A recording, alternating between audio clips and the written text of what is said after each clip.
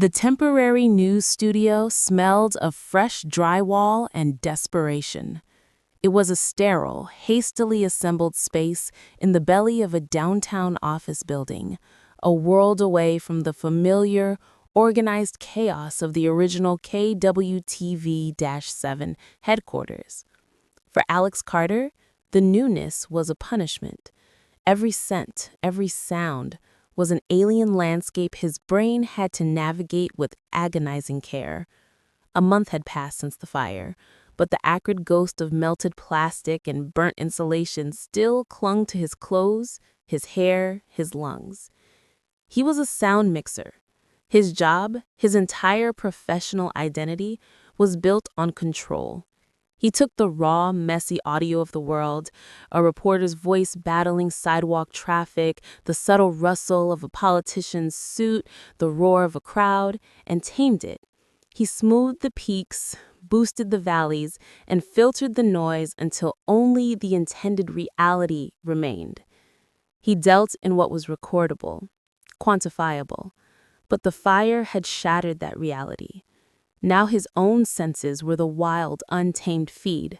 He suffered from hyperacusis, a cruel joke for a man of his profession. The gentle click of a producer's pen sounded like a cracking whip. The low hum of the servers was a constant, grinding pressure against his eardrums. He sat in his cramped mixing booth, a pair of high-end headphones clamped over his ears, trying to isolate the audio for a puff piece about a local dog show. The barking was sharp, but manageable. He adjusted the levels, his fingers dancing over the console with an ingrained muscle memory that was one of the few comforts he had left. His therapist, Dr. Hansen, called it re-engaging with familiar processes.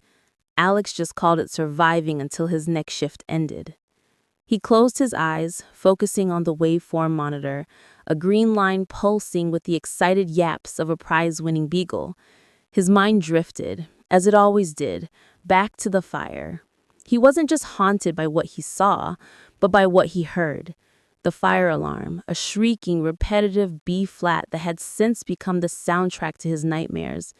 And beneath it, the other sounds, the muffled shouts from colleagues he'd never see again, their voices swallowed by the roar. He had been one of the last out, guided by a firefighter whose face he never saw, his ears ringing, his lungs screaming. He couldn't get the sounds out of his head. They were echoes burned into his auditory cortex.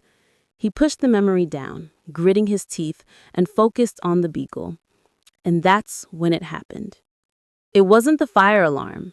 It wasn't a memory. It was a sound that erupted from the dead center of his skull, a sound so pure and alien it had no source. It was a piercing, high-frequency chime, but it wasn't a single tone. It was a cluster of them, a chord of dissonant, vibrating tuning forks struck simultaneously by an invisible hand. It was sharp, complex, and utterly invasive, cutting through the audio feed, the server hum, and the pounding in his own chest. It had the same soul-shaking urgency as the fire alarm, the same quality of pure, undiluted warning. The sound lasted for 3 seconds. Then, as suddenly as it arrived, it vanished. It left behind a vacuum, a ringing silence, and a splitting headache that radiated from behind his eyes. Alex ripped the headphones off, his heart hammering against his ribs. He looked around the booth, his eyes wide with panic. The glass partitions separating him from the main newsroom showed a scene of mundane activity. A producer was on the phone, a writer was typing furiously. No one was screaming. No one else had heard it. "It's in your head," he told himself, his breath coming in ragged gasps. "PTSD, an auditory hallucination. Dr. Hansen warned you about this." His brain, she'd said, was rewiring itself, looking for threats where none existed.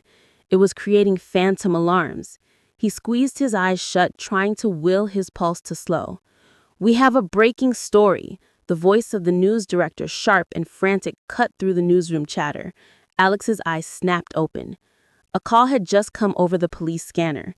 Everyone was scrambling.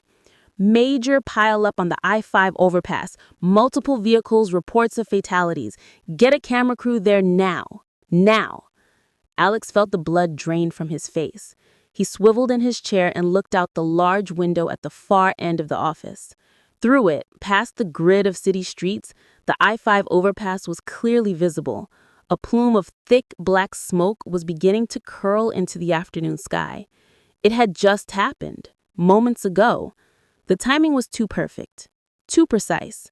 The sound had come, and then the disaster had followed, as if one had summoned the other. He stared at the rising smoke, the phantom chime still echoing in the hollows of his memory. He tried to dismiss it, to force the cold, hard logic of his profession on the chaos in his mind. It was a coincidence, a horrifying, chilling coincidence born from a traumatized brain creating a phantom alarm just as one was needed.